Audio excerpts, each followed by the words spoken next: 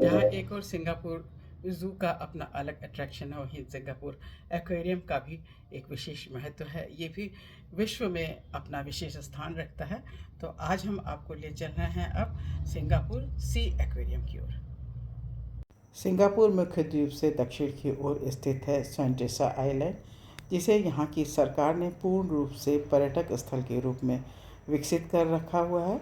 और यहीं पर स्थित है सिंगापुर सी एक्वेरियम, जो सिंगापुर रिसॉर्ट्स वर्ल्ड सेंटोसा में स्थित है, जो एक एकीकृत रिसॉर्ट है जिसमें अन्य आकर्षण होटल, रेस्टोरेंट और दुकानें भी हैं। और दोस्तों, अब हम पहुंच गए हैं सेंटोसा आइलैंड के उस स्थान पर जहां से हमें एक्वेरियम में प्रवेश लेना है, जो दुनिया के सबसे बड़े ओशनेरियम में से एक है। यहाँ प्रवेश के लिए आपको ऑनलाइन बुकिंग कराना अच्छा रहता है। एडल्ट के लिए $41 और बच्चों के लिए $30 का टिकट है, लेकिन ये वेरी करता है। लोकल के लिए कुछ डिस्काउंट भी यहाँ पर है। कई सारी योजनाएं हैं इनकी टिकट के कंडीशन में। लेकिन अब चलिए हम अंदर प्रवेश करते हैं।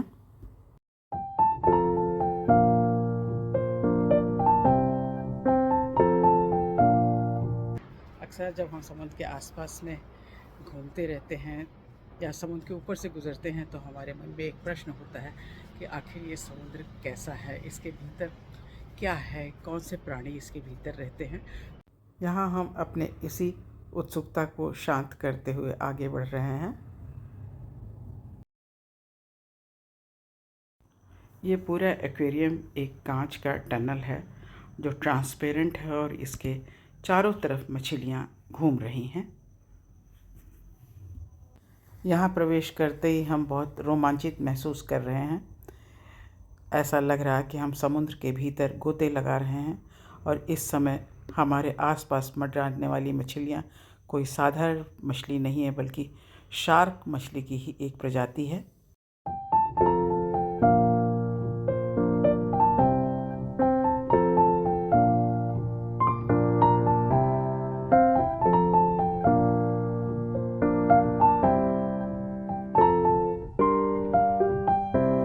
ये कुछ ऐसी समुद्री स्पॉटलाइट हैं जिन्हें आप सिंगापुर के इस एक्वेरियम में देख सकते हैं, जिनमें से प्रत्येक की अपनी अनूठी और आकर्षक विशेषताएं और कहानियां हैं।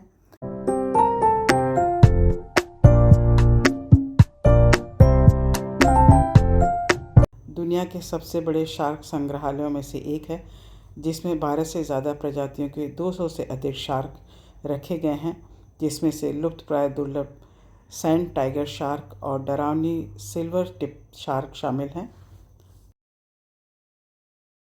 यहाँ लिखा हुआ कि why are sea jellies important, ये भी एक मछली की प्रजाति होती है। इसका भी यहाँ शानदार संग्रह है, जिसमें 10 से ज़्यादा प्रजातियों की 200 से अधिक जेली हैं, जिनमें moon jelly, sea nettle jelly, upside down jelly शामिल हैं।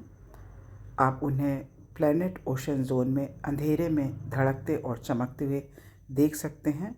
यहाँ आप उनके जीवन चक्र के विभिन्न चरणों का निरीक्षण कर सकते हैं, उनके बारे में और ज़्यादा जानकारी हासिल कर सकते हैं।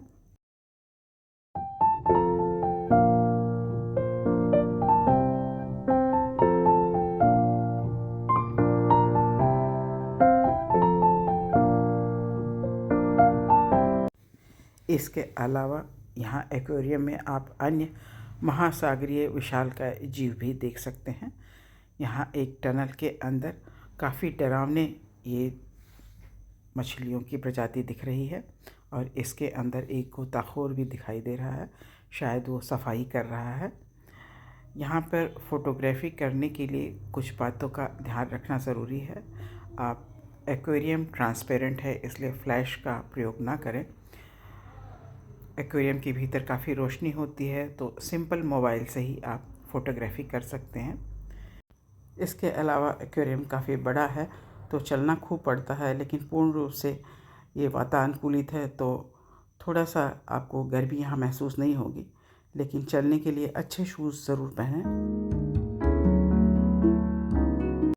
एक्वेरियम में पानी की गुणवत्ता और गति को बनाए रखने के लिए उन्नत तकनीक का इस्तेमाल किया जाता है, ताकि कई तरह के समुद्री जीवों को सुरक्षित और स्वस्थ वातावरण मिल सके।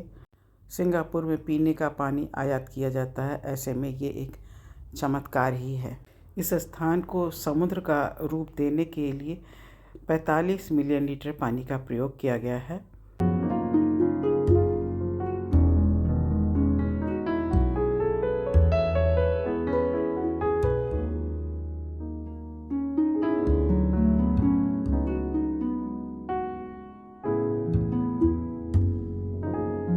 सिंगापुर की इस एक्वेरियम में 39 आवासों और 10 क्षेत्रों में फैले 1000 से भी अधिक प्रजातियों के 1 लाख से ज़्यादा समुद्री जीवों को रखा गया है।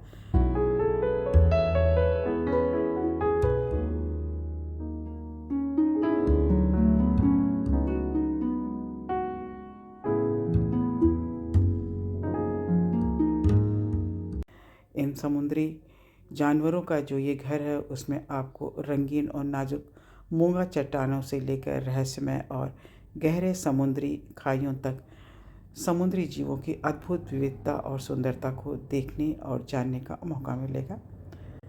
आपको कुछ सबसे आकर्षक और प्रतिष्ठित समुद्री जानवर भी देखने को यहाँ मिलेंगे, जो आपका ध्यान तो आकर्षित करेंगे ही, दूसरे आपकी कल्पनाओं में बहुत देर तक घूमते रहेंगे।